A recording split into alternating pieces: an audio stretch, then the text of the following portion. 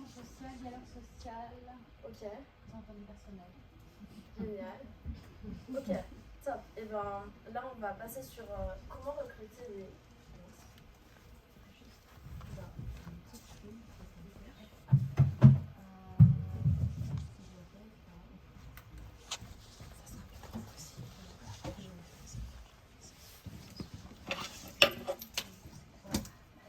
Donc on va voir comment recruter les A-players afin de développer notre entreprise. Donc en tant que RH, vous avez besoin de recruter des personnes.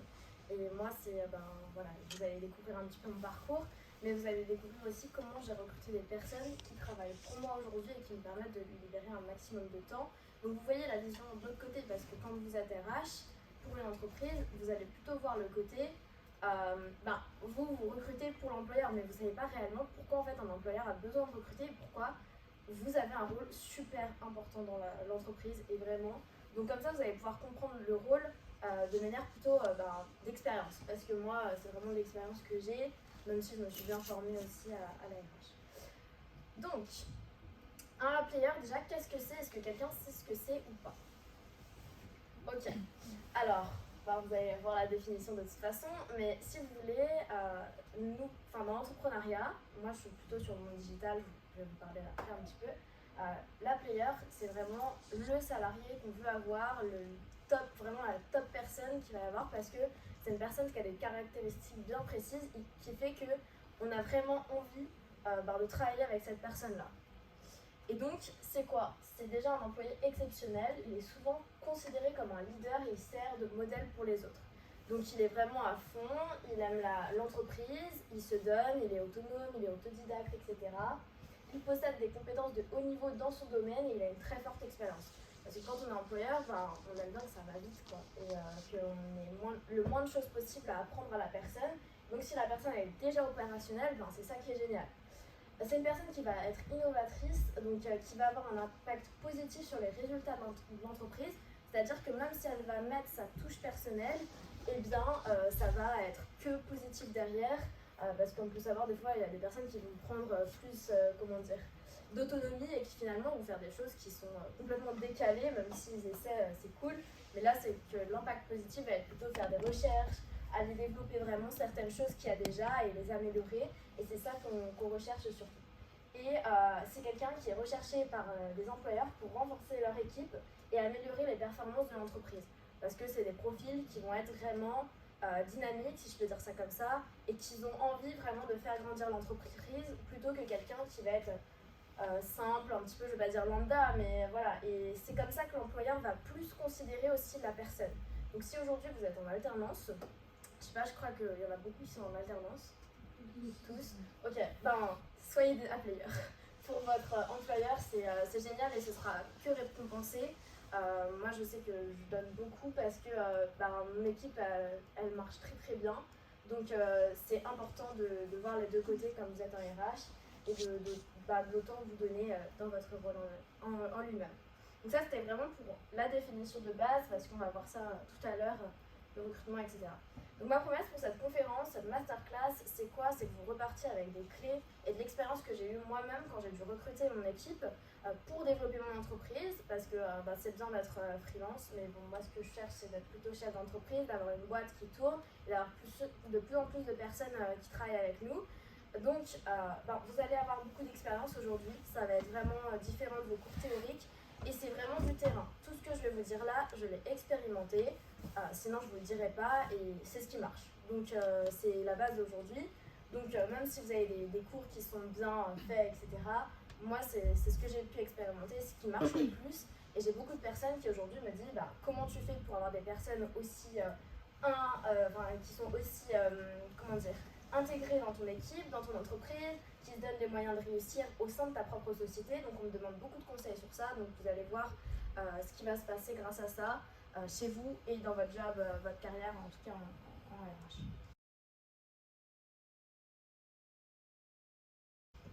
Donc en premier, je vais faire une première partie sur qui suis-je et on m'avait demandé aussi d'intervenir sur un peu le leadership féminin parce que étant donné qu'on est des femmes, des fois c'est difficile de se montrer dans l'entreprise, de se donner les moyens d'entreprendre, etc.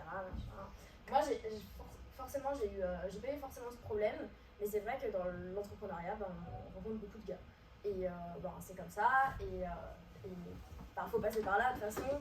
Et sans passer par là, on ne peut pas grandir, on ne peut pas réussir, etc. Parce que c'est vrai que c'est un monde où, je dirais, il y a au moins 80-90% de gars.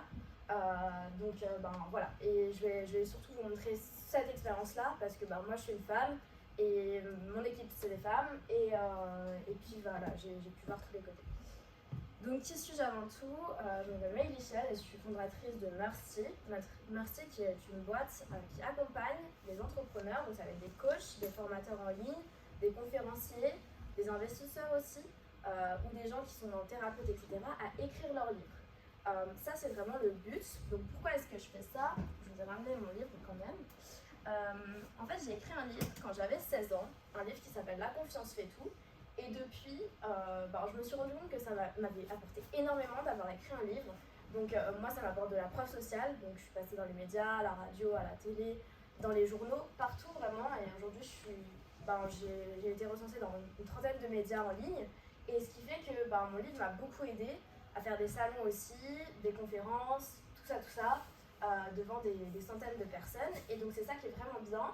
Et je pensais jamais qu'un livre, ça allait m'apporter tout ça, et moi je le faisais pas pour ça de base. Et quand je me suis rendu compte qu'il y avait beaucoup de personnes qui me posaient la question pourquoi est-ce que tu as écrit un livre et comment tu l'as fait, le pourquoi je peux l'expliquer, mais le comment ça prend énormément de temps à expliquer à quelqu'un. Est-ce qu'il va écrire le livre derrière aussi? On sait pas. Et j'avais un peu marre de donner des conseils dans le vide et je voulais monétiser mon compte Instagram. Donc je voulais créer une petite formation en ligne sur comment écrire son livre, et finalement c'est devenu un peu plus grand qu'une petite formation en ligne, quoi. Donc c'est le livre qui fait que j'en suis là aujourd'hui, que je suis là devant vous. Donc pour moi c'est fou l'histoire. Je pense que je vis un peu sur un nuage aujourd'hui, parce que aujourd'hui j'ai 19 ans et ce livre j'ai écrit à 16 ans. J'ai monté ma boîte l'année dernière, donc à 18 ans, donc ça va très très vite. Et je pensais pas qu'on pouvait arriver à faire ça. Et pourtant, si on se donne les moyens aujourd'hui de faire des choses, on pourrait arriver à tout faire. Je dirais tout est possible, vraiment, et j'en suis la preuve, parce que je travaille dans d'autres pays, je fais un petit peu le tour du monde, il y a plein de choses que je fais grâce à simplement un livre. Et c'est pour ça que j'en ai fait ma boîte. Donc voilà, quelques petits passages en conférence, chez des amis, peu importe, je passe dans des entreprises, dans des écoles pour des conférences, donc la radio, etc. Une image vaut 1000 mots, donc voilà, les petits articles, c'était assez simple, et ça c'était les premiers passages au début quand j'avais 16-17 ans que je passais la journée. Donc ce livre-là, La confiance fait tout, qui a été édité chez les 3 colonnes, ça m'a pris 1 an de pouvoir l'éditer, etc. Et j'ai écrit 5 livres en tout, donc il y a celui-là en anglais. J'ai un livre sur l'alimentation aussi, que j'ai écrit en parallèle. Et j'ai aussi 2 livres sur comment écrire son livre. Mais celui-là reste celui que je vends en public, les autres sont privés, mais j'en ai écrit d'autres. Et aujourd'hui, comme on accompagne beaucoup d'auteurs, j'écris aussi des livres avec certaines personnes. Donc voilà quelques livres qu'on a publiés. Donc ça c'était au cours de l'année dernière. On en a publié une quinzaine, je dirais en tout, 10-15. Il y en a qui sont encore en cours d'édition. Et j'ai ouvert ma boîte en mai. Donc pour vous dire, ça a été très très vite, mais je pense que je bosse quand même aussi pas mal. Mon équipe donc, de A-Players, je voulais faire découvrir, et c'est important pour moi parce que sans eux, on ne ferait pas les choses aussi grandes aujourd'hui. Et ma boîte n'aurait pas autant évolué. Donc moi, Mathilde, qui est vraiment, je dirais, la personne qui va se charger de la livraison client, parce qu'aujourd'hui on accompagne entre 40 et 50 personnes, je dirais, en coaching. Donc on leur apprend de A à Z à écrire leur livre. Donc ça va être en premier faire un plan, les relire, ensuite voir pour l'édition, donc leur trouver des maisons d'édition et l'auto-édition, etc. Donc Mathilde, elle gère tout ça. Heureusement qu'elle est là, parce que je pense que je serai un peu sous l'eau. Voilà, qui gère les clients. Ilona, qui est là-bas et qui gère la com. Donc elle va faire des newsletters, elle va faire des montages vidéo, elle va gérer le site internet, elle va contacter les écoles. Si je suis là aujourd'hui, c'est grâce à elle, parce qu'elle envoie des mails aussi pour contacter les écoles qu'on intervienne. Elle fait beaucoup de choses en termes de communication. Il faut savoir que moi, tous mes clients viennent de mon compte Instagram. Donc comme quoi on peut faire des milliers avec Instagram, parce que ça marche. Et la com est essentielle pour moi parce qu'on n'a pas de boutique, voilà, donc tout se passe sur internet et mes clients sont dans le monde entier. Donc Ilona sur la com, super important. Et Agathe qui est, je dirais, un peu mon bras droit parce qu'elle va gérer toute la partie administrative, un petit peu de recrutement, là, elle va vérifier toutes les statistiques parce que comme ça, on sait combien de personnes ont vu quelque chose, combien de personnes en ont un, combien de personnes entrent dans notre base de données et qui est-ce qu'on va pouvoir convertir derrière en client. Donc elle gère toutes les mesures et franchement, aussi heureusement qu'elles sont là toutes, je dirais, parce que j'en serais pas là. Et voilà. Et donc j'ai recruté une personne par mois, donc en septembre, en novembre et en décembre. Et je pense que c'est une équipe de base. Et après, il y aura d'autres personnes qui vont arriver évidemment pour faire les choses en grand. Mais c'est important de bien recruter, de prendre le temps avec chaque personne. Et je vais vous expliquer les rôles, tout ça, etc. Voilà, à ce niveau-là. Est-ce que déjà vous avez des questions ou tout est bon? Ok, je vois que ça va.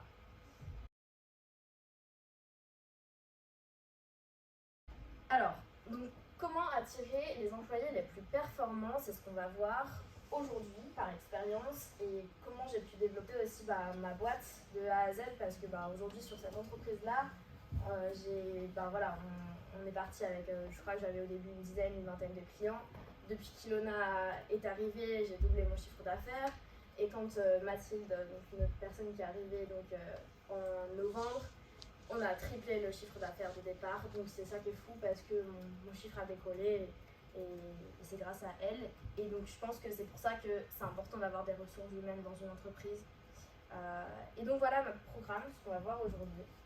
On va voir pourquoi c'est crucial de recruter pour une entreprise, pourquoi on en a besoin en tout cas, sinon on reste freelance, mais moi c'était pas du tout mon but. De quel poste recruter, parce que pourquoi vous recrutez telle personne, etc. C'est important de comprendre. Où trouver vos profils aussi quand vous cherchez des personnes, vous faites des fiches de poste, etc.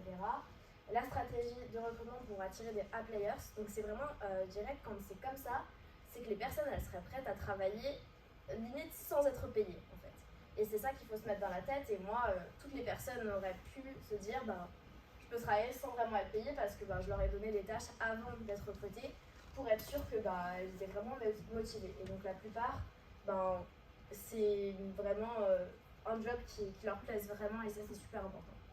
On va voir aussi comment identifier les A-players lors de l'entretien visio ou présentiel.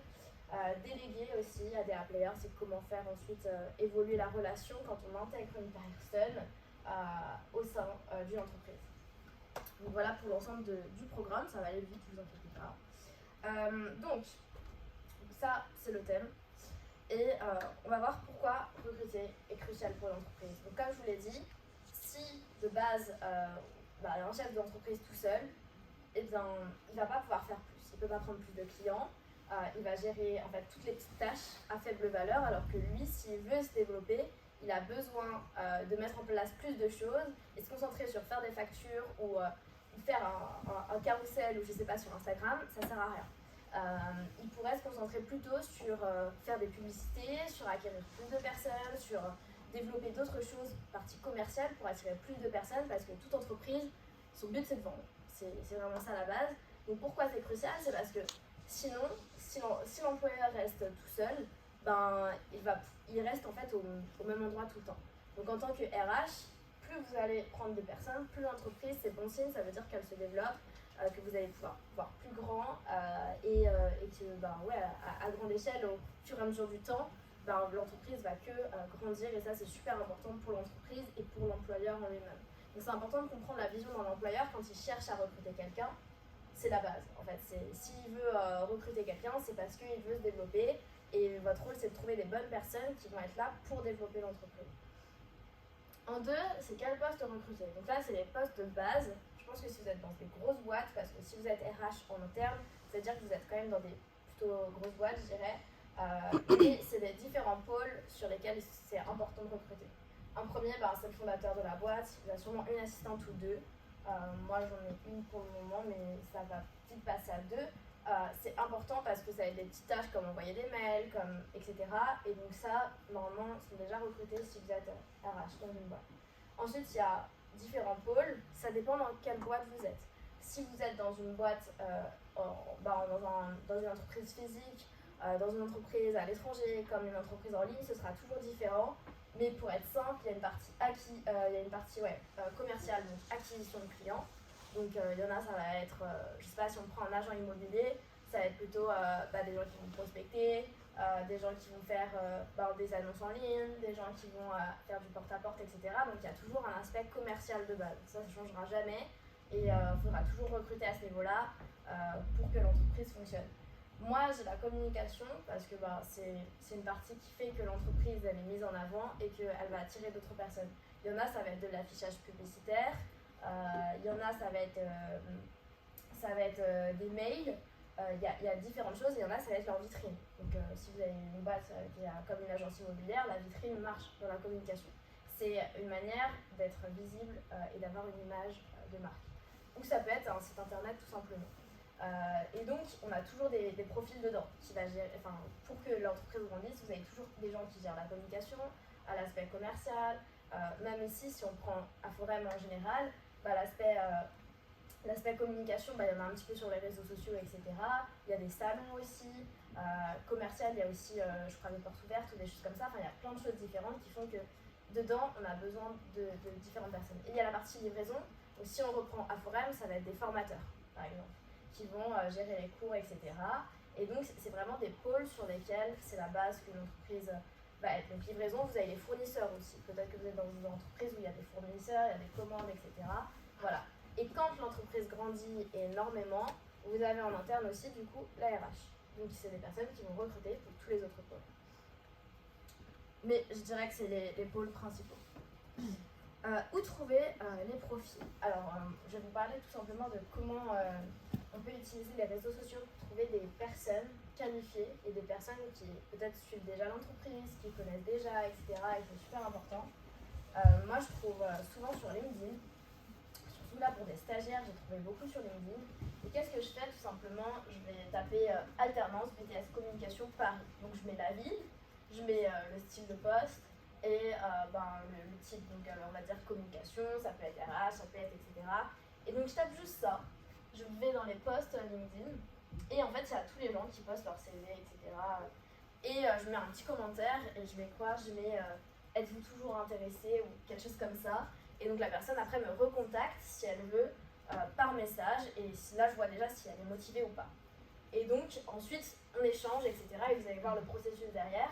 Et de base, vous pouvez trouver plein de noms sur LinkedIn. Vous pouvez en trouver aussi sur Indeed. Mais je crois que c'est payant. Moi, j'utilise pas du tout Indeed parce que c'est pas très... moi, j'aime pas trop. LinkedIn, j'utilise bien, donc ça va. Et autre chose, là où vous pouvez recruter des personnes, ça va être les canaux principaux de l'entreprise. Donc, soit ça peut être par mail. Si l'entreprise a une liste mail, une base de données, en fait, si vous cherchez des postes, ça se trouve, il y a des gens qui sont dans la base de données, qui adorent les produits de l'entreprise ou les services et qui sont juste dedans. Donc, vous pouvez tout simplement envoyer la fiche de poste, évidemment si l'employeur est d'accord, etc., à l'ensemble des personnes. Moi, je l'ai fait pour un poste, je crois, parce que les alternants, je contacte plutôt les écoles. Mais du coup, ça marche parce qu'il y a des gens qui personnellement me suivent sur les réseaux sociaux et avec qui ils adoreraient travailler. Donc, bref, donc la liste mail, ça peut être important. Et le canal principal des personnes. Donc, si c'est un site internet, vous pouvez mettre une annonce, si le site est vraiment bien, etc. Moi, comme je vous l'ai dit, c'est Instagram. Donc, j'ai mis des stories comme ça. Voilà, je mettais le formulaire, etc. Et pour trouver, du coup, Mathilde, ma coach d'auteur, j'ai mis pendant une semaine, j'ai fait des annonces en story, j'ai fait des lives où je répétais, etc.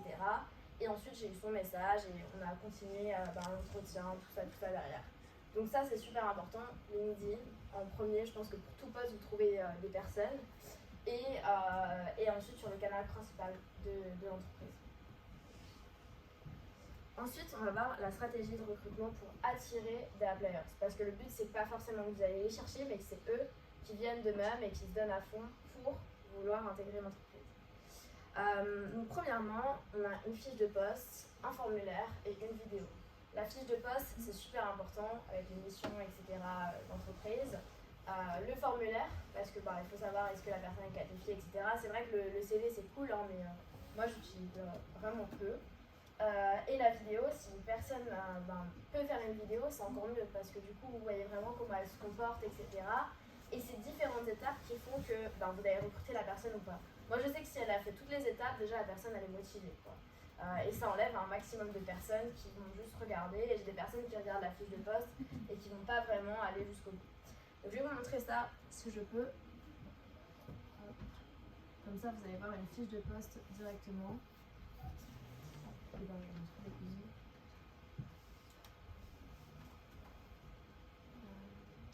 Recrutement coach de tête. Donc, si je vous mets la page, on est saisissez cette opportunité et devenez coach d'auteur. Alors moi, mes pages, c'est en mode digital. Vraiment, c'est pas une fiche de poste, un petit PDF. J'ai vraiment un truc pour que les personnes, ils adorent, que ce soit vraiment irrésistible. Donc je mets, pour montrer qu'il y a de la concurrence, on va dire, je vends carrément le poste. Donc je mets, nous recrutons un personal coach, donc quelqu'un qui va suivre du coup tous les clients. Je mets le petit countdown, genre je sais plus comment on appelle ça, bref, vous mettez les jours, les heures, etc. Si ça arrive dans 10 jours, vous mettez il y a 10 jours pour recruter et on recrute en 10 jours. Et ça les gens ils vont lire tout. Donc je mets ensuite le nom un petit peu, etc. Si ça vous intéresse, l'entreprise en 2 phrases, qu'est-ce que c'est, qu'est-ce qu'on fait, le rôle de la personne qu'on cherche à recruter, le lieu, donc moi c'est surtout en télétravail ou à Paris, la rémunération aussi par rapport à ce qui se passe, et la charge horaire. Donc je mets tout, et là c'est vraiment le truc le plus simple, vous allez voir c'est assez long. Je mets les responsabilités, donc la personne, qu'est-ce que je cherche, qu'est-ce qu'elle va avoir, etc. Donc vraiment des tâches qu'elle aurait au quotidien, etc. Pour vraiment qu'elle se projette et qu'elle visualise le poste, si c'est fait pour elle ou pas. Sinon elle va s'arrêter de lire, elle va même pas postuler. Donc je lui mets des responsabilités. Je lui mets aussi des résultats attendus au bout de 2 semaines. Donc si je la recrute, la personne, il faut qu'elle soit capable, etc. Et comme elle aura lu la page, elle va se donner à fond pour remplir en fait ces tâches-là. Donc la personne elle est déjà à fond dans l'entreprise quand elle lit ça. Ensuite, je mets ce poste et pour vous, si vous êtes passionné par la mission de l'entreprise, etc., vous disposez d'une connaissance. Pour certains, si c'est vous avez déjà écrit un livre, ça peut être cool. Et là, vous pouvez mettre toutes les compétences que vous voulez que la personne ait. Vous savez vendre, vous savez faire de la communication, vous savez créer un site internet, vous pouvez tout mettre. Et moi, j'en mets un maximum parce que je sais que plus ça va, plus ceux qui sont ennuyés, ils vont quitter la page. Et donc les meilleurs resteront à la fin. Ensuite, ici, je mets quoi? Vous introduisez le mot personal coach avec 2 H à la dernière partie du questionnaire, ce qui fait que les gens auront bien lu la fiche. Et donc ça, je le laisse dedans et vous verrez après pour le questionnaire. On voit la philosophie des personnes avec qui on veut travailler. Donc toutes les personnes qui travaillent avec moi ont cette philosophie-là. On va dire que c'est des personnes, si on a là, qui veulent grandir, apprendre, progresser et devenir meilleures qu'hier. Qui veulent gagner, célébrer ensemble et être fiers de nos accomplissements. Nous, à chaque fois qu'il y a un livre qui sort, on est super contents. Et on voit les choses. On relève des challenges tous les jours. Il y a toujours des nouvelles choses. Je pense que toutes les personnes qui sont avec moi, elles ont des objectifs tous les mois et ils sont à fond. C'est pour ça, parce qu'il y a des challenges. Je ne vais pas dire qu'il y a des récompenses, mais quand même, c'est des projets qu'on aboutit ensemble. On fait évoluer du coup d'autres êtres humains, etc. Et on met notre cœur, notre passion, etc. Donc si les personnes sont accrochées par ça et ont envie d'avancer avec nous, on voit que ça leur plaît. On a la vision aussi avec la personne. Nous, pourquoi on veut la rechercher? Je mets, elle commence le 15 novembre 2022. Jusqu'à 2023, tu seras en phase test. Donc qu'est-ce qu'on veut et qu'est-ce qu'on attend de la personne exactement sur le contrat en entier. Et justement, je regarde ce qui s'est passé parce que du coup, Mathilde, donc c'était pour Mathilde cette fiche-là, pour elle, pour d'autres personnes aussi. Et du coup, elle a commencé en novembre-décembre, c'était 7 à 15 heures par semaine, c'était vraiment pas grand-chose. Et là, en 2023, elle est à temps complet. La rémunération a augmenté, etc. Elle a son statut et elle gère tout le suivi client indépendamment. Donc ça montre bien ce qu'on veut avec la personne et c'est ce qui va se passer derrière. La prochaine étape, donc là je mets ça résonne avec votre poste idéal, si vous voulez travailler avec nous, etc. Je veux candidater et là je mets vraiment à la fin un questionnaire. Et là c'est pour recruter la personne. Ça nous évite de trier des CV, de lire des lettres de motivation qui sont copiées-collées par plein d'entreprises. Et en fait, les personnes vont remplir directement et on va voir si elles sont motivées ou pas. Alors, je ne sais pas si je l'ai là, mais je pense que je l'ai, le formulaire. Donc, candidate maintenant, donc c'est un petit formulaire, vous pouvez le faire avec Google Forms. Et puis voilà, donc je mets quel est ton nom et ton prénom. Mince, il va falloir que je mette des trucs. Bon. L'email, super important. Le numéro de téléphone. Hop, mince. Bon, est-ce que je peux vous montrer après? Bon, je vais pas vous mettre un numéro, comme ça je vous mets bien jusqu'au bout.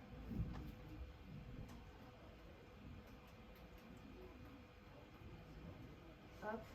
Que fais-tu actuellement professionnellement? Moi, c'est des questions que j'avais besoin. Après, vous mettez vos propres questions, mais c'est le même style. Qu'est-ce qui te plaît le plus dans ce poste, dans cette mission? Est-ce que la personne, elle va aimer? Est-ce qu'elle rêve d'être avec nous ou pas? Qu'as-tu déjà fait accompli dans le domaine du coaching et de l'écriture? Donc ça, c'est par rapport aux expériences et aux postes attendus. On a, en termes de lecteur, lectrice, tu te situerais où sur cette échelle? Donc là, ça peut être par rapport à la personne en elle-même, si c'est une boulangerie, en termes de pâtissier, est-ce que tu sais bien pâtissier ou pas? Et donc là, la personne noterait. Hop, à quel point tu es curieuse, et donc là c'est pareil, besoin de savoir si la personne va s'engager. Là on lui met une liste d'expérience, genre comment elle fait si un auteur est bloqué, cela fait 2 semaines qu'il n'a rien écrit, comment tu l'aides? Donc là c'est pour savoir si la personne elle serait opérationnelle à aider quelqu'un, et on lui met des tâches comme ça. Par exemple, si je reprends l'exemple du pâtissier, comment est-ce que tu ferais une baguette de pain, ou je sais pas, vous mettez quelque chose comme ça, et ça c'est l'idée en premier, pour savoir déjà la personne comment elle se débrouille et si elle remplit avec un gros paragraphe ou pas. Ensuite, si la personne a déjà rédigé des choses, etc., donc là elle peut mettre, si c'est de la communication, elle peut mettre une vidéo, une page qu'elle a rédigée, peu importe. Est-ce que tu penses être le candidat idéal? Et là je mets tous les liens, donc vers Facebook, LinkedIn, Instagram, comme ça moi quand je retrouve le formulaire, je clique directement et je vais voir tous les profils. Je préfère regarder des profils que des CV. Après la personne elle peut toujours me donner son CV. Je mets qu'as-tu retenu de la fiche de poste, donc ça c'est pour le petit personal coach avec 2 H, pour être sûr que la personne elle a lu la page. Et peux-tu commencer à travailler? Ça c'est super important si elle est disponible la personne ou pas. Et donc on a tout, je pense. Thank you, voilà, bref. Et ensuite, on lui renvoie un petit entretien, etc. Donc ça, c'est la base. Déjà, la page avec la fiche de poste. Donc, soit vous faites des pages comme ça, ou soit vous faites des fiches, ou peu importe. Mais je trouve que c'est super intéressant de faire ça comme ça. Vous pouvez faire un diaporama aussi, peu importe, en fonction de vos compétences. Un formulaire comme ça avec Google Forms, ça marche très bien. Et après, une petite vidéo. En fait, c'est si vous avez du monde qui postule, et ça peut arriver, vous faites une vidéo. Donc vous demandez à la personne, maintenant montre-moi ta motivation en 3 minutes et vous l'intégrez dans le formulaire. À la fin, voilà, il faut que tu m'envoies cette vidéo de 3 minutes à telle adresse mail et la personne va faire une vidéo. Moi, souvent on a 10 candidatures et comme je vois qu'il y en a plein que je veux pas, ça très vite et j'ai pas beaucoup d'entretiens. Mais la vidéo, ça peut être intéressant aussi. Avant de faire un entretien, si vous avez du monde. Donc voilà, est-ce que ça vous plaît jusque-là? Ok, bon, c'est le principal. On va voir maintenant comment identifier les A-players lors de l'entretien. Donc c'est après, justement, une fois que vous avez les formulaires, une fois que vous avez peut-être, je sais pas, les CV, les contacts des personnes, etc. Comment on fait ensuite? Donc, en premier, ce qu'on va voir, c'est pendant un entretien, donc que ce soit en visio ou en présentiel. Moi, je conseille de faire les deux toujours. C'est de faire déjà en visio avec la personne, comme ça vous triez si la personne n'est pas bien. Ça vous évite de perdre du temps, la personne aussi. Et après, vous faites en présentiel. Et moi, souvent en présentiel, je fais juste la signature du contrat et je commence avec elle à travailler. C'est souvent comme ça que je fais. Ou alors, on signe à distance aussi. Mais souvent, je préfère quand même voir la personne. Donc, ce qu'il faut valider dans cet entretien en présentiel, c'est les compétences de la personne. Parce que si vous cherchez quelqu'un de très qualifié, qui avance, etc., vous avez besoin de savoir si elle a les bonnes compétences. Les expériences qu'elle a déjà faites, ou si elle a déjà fait des choses dans le même domaine, etc., bah, c'est important de lui demander. Et donc là, vous vérifiez en lui posant plein de questions sur le fameux CV, lui demander qu'est-ce qu'elle a fait à tel endroit, etc., comment elle s'est débrouillée, si ça lui a plu, déplu, qu'est-ce qu'elle recherche dans le poste, etc. Et ses qualités personnelles et de leadership. Est-ce que la personne, elle va être quelqu'un qui va avancer, qui va faire les choses d'elle-même, qui sait s'organiser ou pas? Est-ce que c'est une personne qui serait OK de gérer d'autres personnes? Moi, je pose toujours la question à une personne quand je la recrute, c'est est-ce que si demain je prends quelqu'un d'autre en communication, est-ce que tu peux former cette personne-là et toi te soulager au niveau travail, mais aussi la former, etc. Ce qui est important parce que plus l'entreprise va grandir, plus on va recruter des postes dans les différents pôles qu'on a vus au début. Donc si la personne elle ne peut pas aider d'autres personnes, ça va être à vous de la former. Donc autant demander directement à la personne en elle-même qui est recrutée, est-ce que si un jour je recrute quelqu'un d'autre, tu serais OK de former une autre personne? Et donc, questionner aussi sur les savoirs. Alors ça, c'est quelqu'un qui m'avait appris ça sur un salon. Donc, il y a différents savoirs. Pour moi, il y en a 3. Il y a le savoir de base, donc théorique ou académique.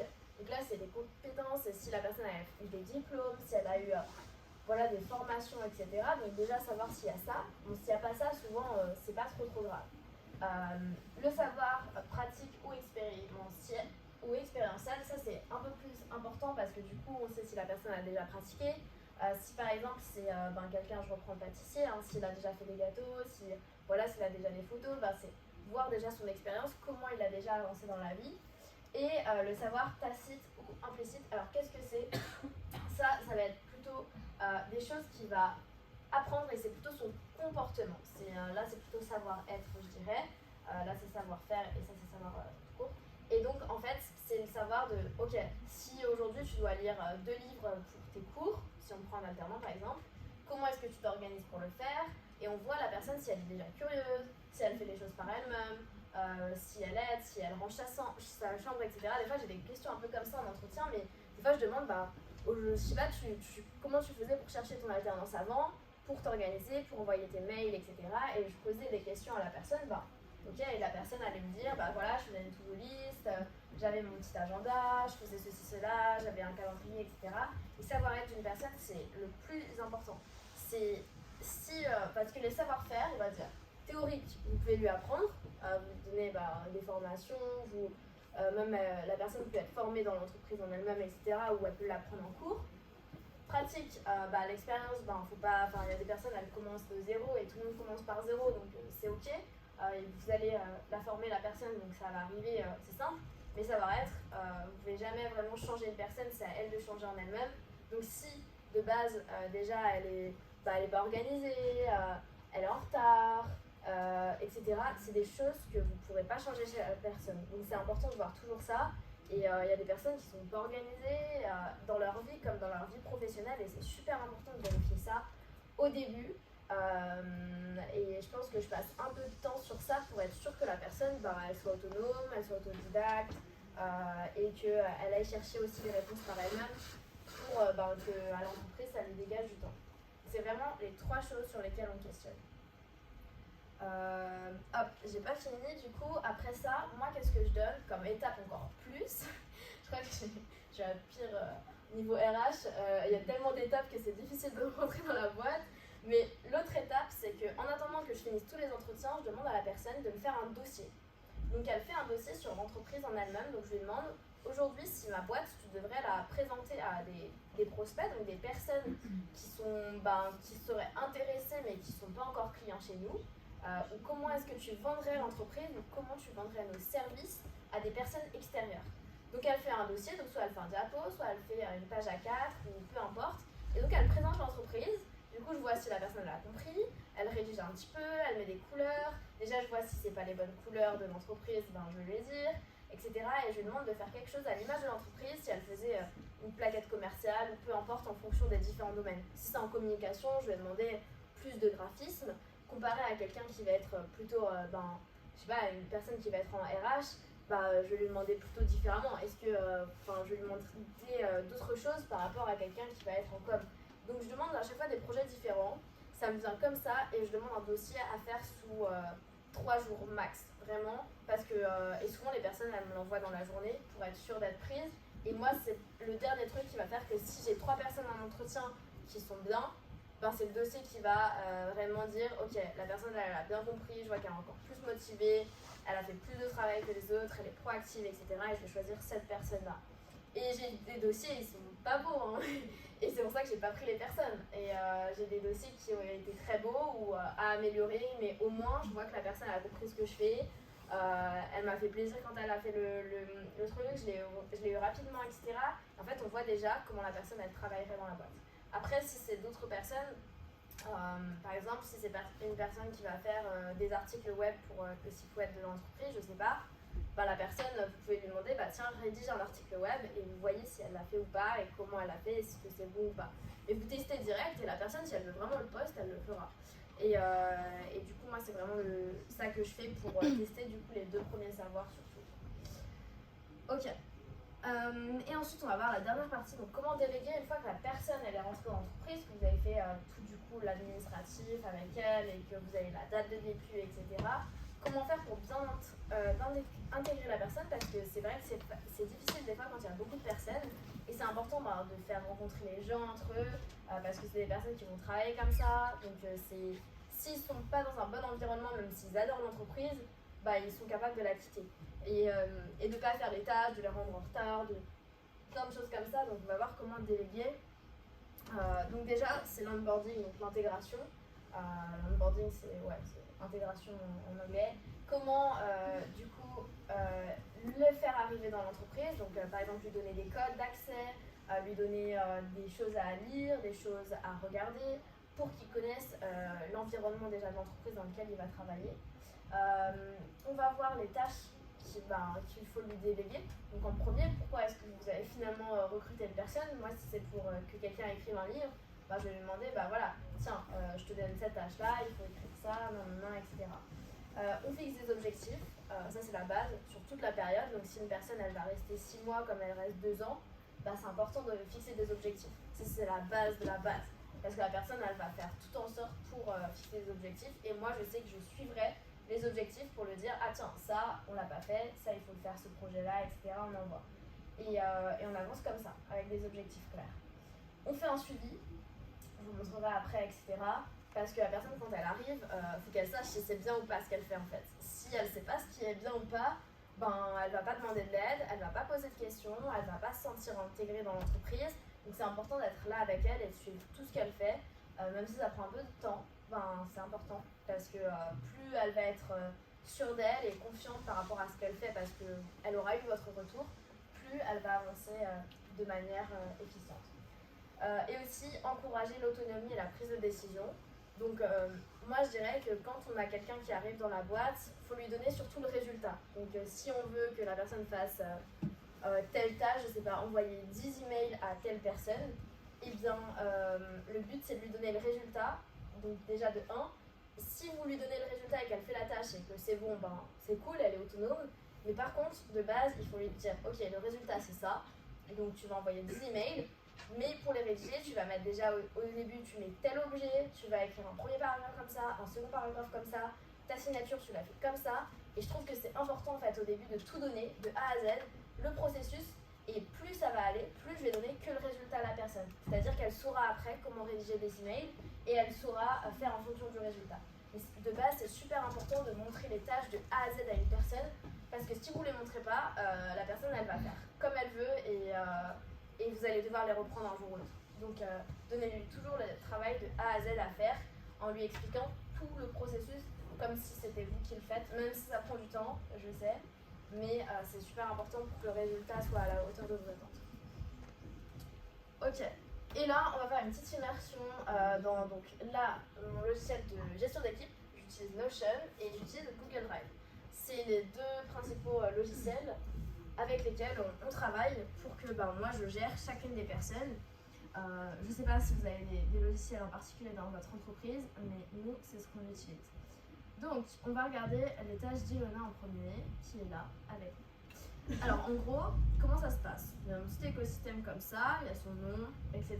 Elle a une fiche personnelle.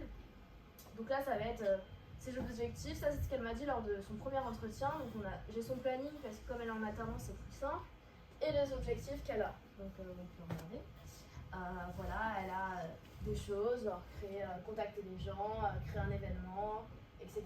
Et il y en a pas mal de barrés. Et je les revois, genre, je crois, tous les trimestres pour qu'il y en ait de plus en plus et qu'elle évolue en compétences et on suit ça souvent.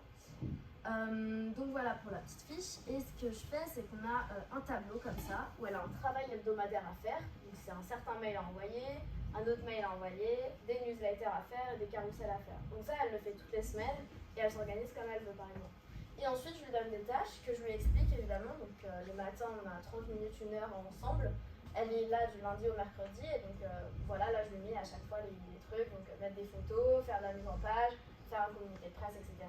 Une fois que c'est bon, elle me les valide en vert ou alors moi je lui demande directement et ensuite on supprime tout ça.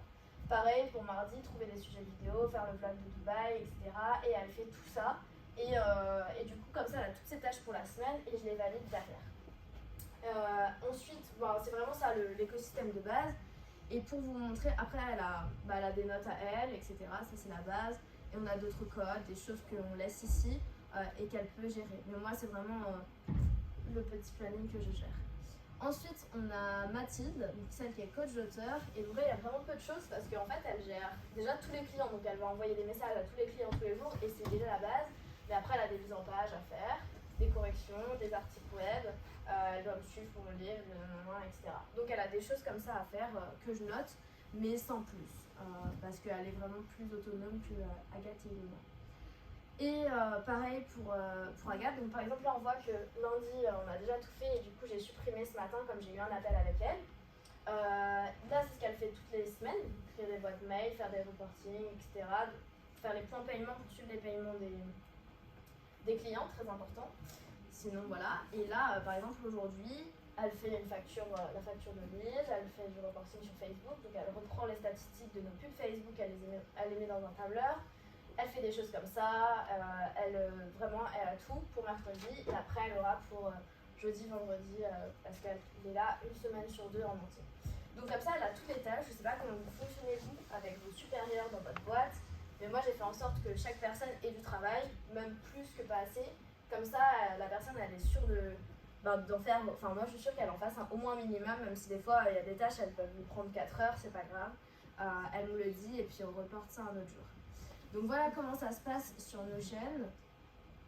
Et je vais vous montrer, si je peux, Google Drive. Donc ça c'est, voilà, vous pouvez utiliser un Google Drive. Moi j'ai pris une grande version, comme ça on peut mettre plein de choses dedans. Là, donc là, c'est vraiment l'espace Drive qu'on a avec toute l'équipe. Donc on a YouTube, par exemple, quand je mets les tournages que j'ai fait pour qu'Ilona elle fasse les montages. On a de la vente, donc comment faire pour vendre nos programmes, etc. Le storytelling de la boîte, qui est super important. D'ailleurs, peut-être que j'ai le dossier d'Ilona pour vous montrer. Ouais, c'était le dossier qu'elle avait fait. Donc quand elle a été recrutée, Ilona elle m'a expliqué ce que c'est, pourquoi faire confiance à Mélichène, etc. Pourquoi collaborer avec Ilona Prodom. Donc je lui avais demandé de faire une partie sur elle aussi, pour qu'elle se vende aussi et que je vois son potentiel. Et donc génial, elle avait fait 3 pages, donc, avec les couleurs, etc. Donc voilà, le storytelling, c'est important parce que quand une personne va arriver dans la boîte, elle ne connaît pas forcément ce qui s'y est passé. Donc du coup, elle peut aller dans un dossier comme ça et voir comment ça se passe dans la boîte. J'ai les podcasts aussi, quand Ilona elle fait les podcasts, elle me les met dedans, comme ça je les ai. Notre personal branding, donc ça va être tout ce qui est logo ou photo, j'imagine. Ouais, voilà, donc nos têtes. On a nos offres, les logos qu'on a, les livres que j'ai. Là, c'est Dubaï par exemple, parce que je vais faire un vlog et donc pour qu'Ilona elle retrouve toutes les vidéos, elle les a dedans. Adam, ça c'était quelqu'un qui travaille avec nous. Et donc voilà, après on a d'autres choses. Et là par exemple, c'est les vidéos que j'ai fait parce que j'étais pas là hier. Et du coup, j'ai fait des vidéos pour leur expliquer les tâches des matins. Et donc, c'est des vidéos, elles durent 15 minutes, même pas. Mais les filles, elles ont travaillé toute la journée et elles savent exactement quoi faire. Et comme ça fait les tâches. On a nos codes, etc. Et voilà, dans l'ensemble, on a ça. Mais après, on a plusieurs drives ensemble. Ça dépend de chaque catégorie. On a des drives aussi pour suivre nos clients, etc. Enfin bref, ça devient plus hors sujet. Donc voilà un petit peu pour comment on fait nous pour travailler ensemble et gérer les personnes. Donc je vais passer aux questions maintenant, c'est des questions sur la partie 1 ou 2, peu importe. Est-ce que vous voyez plus clair? Est-ce que vous avez déjà eu des expériences comme ça? Je ne sais pas comment on vous apprend à recruter, vous, de manière théorique. Si quelqu'un veut bien me faire un petit topo, que je vois...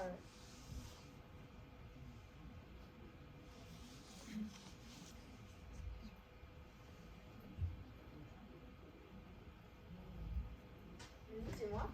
Moi, dans mon entreprise, c'est beaucoup moins, on va dire, ouvert concernant nos offres d'emploi ou même le recrutement. Ok. Parce que c'est des gens qui ont toujours fait la même manière et qui appliquent Le même la même manière d'être. Après, nous, nos cibles, elles ne sont pas pareilles que vous. Du coup, forcément, vous recrutez plus dans le côté relationnel et le digital aussi. Ouais. Alors que nous, c'est des métiers bien plus, on va dire, manuels et de terrain. Ouais. Par exemple, moi, je fais mon alternance dans une compagnie maritime. Ok. Du coup, nous, on recrute beaucoup dans le domaine de l'hôtellerie. Donc, des gens qui travaillent en restauration, etc. Et eux, par exemple, ils vont moins regarder le détail des offres d'emploi parce que sur le marché de l'emploi, il y a tellement d'offres pour ces métiers-là qu'eux, ils s'arrêtent directement au salaire, en fait. Ils ne s'arrêtent pas au petit détail comme ça. Ça, après, ça dépend forcément du profil qu'on recherche. C'est vrai, ça dépend en fait. Si vous cherchez des choses où comme il y en a beaucoup sur le marché, c'est vrai que si les gens s'arrêtent au salaire, c'est difficile. Mais après, toutes les questions ou toutes les choses qui sont dans la fiche de poste, par exemple, vous pouvez directement les aborder en entretien. Moi, je sais que je refais un tour de la fiche, comme ça la personne a bien compris ce que c'était. Et c'est des choses qu'on est obligé d'aborder parce que, hormis le salaire, c'est ça qui est bien. Donc, merci pour ce partage. Et donc, vous rédigez des fiches de poste, comment ça se passe pour trouver des personnes à recruter? Comment ça se passe? On utilise une plateforme traditionnelle qui s'appelle HelloWork. Okay. On écrit, vous savez, c'est des paramètres qui sont déjà préalablement écrits, on a juste à mettre leur mission les principales missions qu'ils auront. Et après, par contre, nous, on a la notion, ils doivent parler anglais, ils doivent être bilingues. Ouais. Du coup, on leur fait passer des entretiens en vidéo différés en anglais, avec des petites questions comme ça. Enfin, moi, en tout cas, c'est une périmètre. Après, ça dépend du profil que l'on recrute. Mais en général, on fait un entretien en visio où dès qu'on a des questions, c'est préalablement défini avant. Et s'ils valident cette vidéo-là, on les reçoit en entretien en présentiel. Ouais, ok. C'est un bon système aussi. Et c'est vrai que vous pouvez créer des offres d'emploi sur d'autres sites en fait. Moi, je sais que je fais une page vraiment parce que le but c'est que ce soit au maximum visible pour la personne et que je cite vraiment certaines personnes en particulier. Mais sur LinkedIn, vous pouvez faire des offres d'emploi comme là ce que vous me disiez. Et il y a plein d'autres sites. Mais qu'est-ce qui va faire que les gens vont cliquer dessus? C'est ça aussi le truc derrière. C'est important en fait à chaque fois de mettre un maximum d'arguments dedans aussi. Et c'est pour ça que moi je passe pas par d'autres plateformes, mais juste un lien web où les gens vont regarder s'ils ont décidé d'échanger avec moi. Donc ça c'est la base. Est-ce que vous avez d'autres questions? Oui. Est-ce que c'était voulu d'avoir une équipe entièrement féminine ou pas du tout? Du tout. J'ai pas cherché du tout, mais comme j'ai eu des profils comme ça, j'ai pris des équipes féminines. Mais c'est vrai que oui, ça aurait pu être cool d'avoir des gars aussi. J'ai deux personnes qui sont commerciaux pour moi, qui sont en stand-by parce que j'ai pas suffisamment de personnes, j'ai pas forcément besoin d'eux, mais c'est deux personnes et je pense que sur l'aspect commercial, que j'ai pas encore délégué sur la partie acquisition, faire des appels de vente, etc. Là, ce sera des garçons. Et ça ferait un mix aussi, et c'est ça qui serait cool, mais le but c'est pas qu'il y ait des femmes que ça, mais c'est ce que j'ai trouvé quoi. Quelqu'un d'autre veut nous parler un petit peu de comment vous recrutez dans votre boîte, que je puisse avoir un avis sur ça?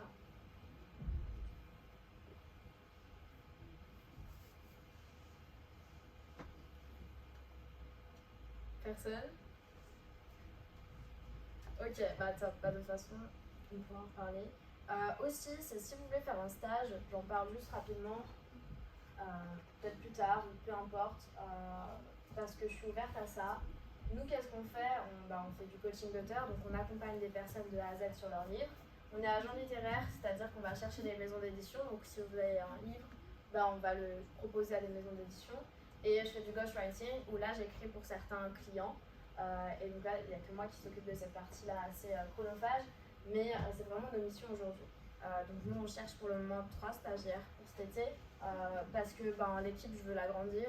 Et là, l'étape encore plus avant le recrutement, ce sera de faire un stage et de prendre la personne qui restera. Donc ça, c'est l'offre. Et donc, si vous avez aimé en tout cas cette conférence, pour nous engager à continuer, vous pouvez nous laisser un avis sur Google. Ça vous prend 30 secondes et nous, ça nous permet après d'intervenir dans d'autres écoles dans toute la France. Donc, vous pouvez scanner le QR code et laisser une petite phrase pour nous, ça nous fera plaisir.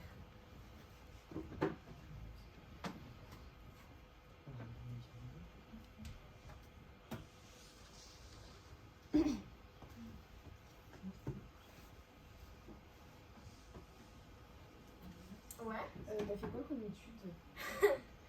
Alors, mes études, comme tu le vois, là j'ai 19 ans, donc je pense que vous êtes plus âgé que moi déjà. Et c'est vrai que ma place, elle serait sur les bancs d'école.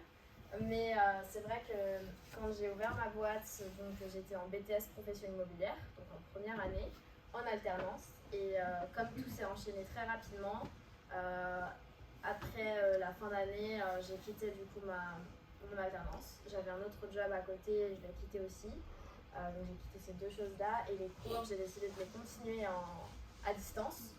Donc là, je suis en BTS deuxième année, du coup en profession immobilière. Je passe les examens normalement cette année, mais vu le nombre de clients qu'on a, vu l'ampleur que mon entreprise prend, et quand une entreprise décolle, c'est les 3 premières années les plus jouables. Après, c'est 7 ans, les différents stades, et après 7 ans, on sait qu'elle reste. Mais les 3 premières années, c'est le moment où il faut vraiment envoyer, si je peux dire ça comme ça. Donc si je passe pas mes examens cette année, c'est pas grave pour moi. Comme je suis à distance, j'ai 5 ans en fait pour les passer. Et pour le moment, c'est pas moi qui gère vraiment mes cours. C'est à distance, j'ai un BTS blanc à faire, mais je l'ai pas fait. Et je suis en stage de base, mais j'ai pris un ami à moi et je vais pas. J'ai tout fait pour. Je veux finir le BTS, mais si ça se passe pas cette année, ça se passera peut-être l'année prochaine ou peu importe. Parce que mon entreprise est plus importante et parce qu'aujourd'hui, quand on écrit des livres, on réalise des rêves de personnes. Je préfère réaliser des rêves de personnes que passer un BTS qui va me servir à rien. Donc voilà.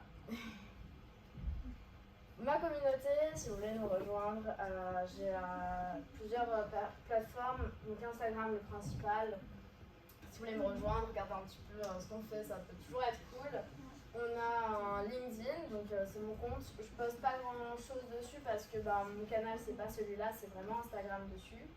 Et j'ai un groupe aussi d'entrepreneurs où on fait des événements, comme hier on était sur Paris avec un événement entrepreneur où je fais rencontrer d'autres personnes pour avoir du réseau, on va dire, donc c'est sur WhatsApp. Et donc vous avez l'ensemble, on a plus de 15 000 personnes qui nous suivent, donc c'est ça qui est cool. Et je vous mets un petit, je sais pas si le flash code marche, mais en tout cas, mon Instagram c'est Meili.auteur et vous le retrouvez facilement sur les réseaux sociaux. Si jamais vous voulez échanger avec moi ou peu importe que vous puissiez se recontacter, vous l'avez au moins parce que moi j'aurai pas vos réseaux. Voilà pour tout en tout cas.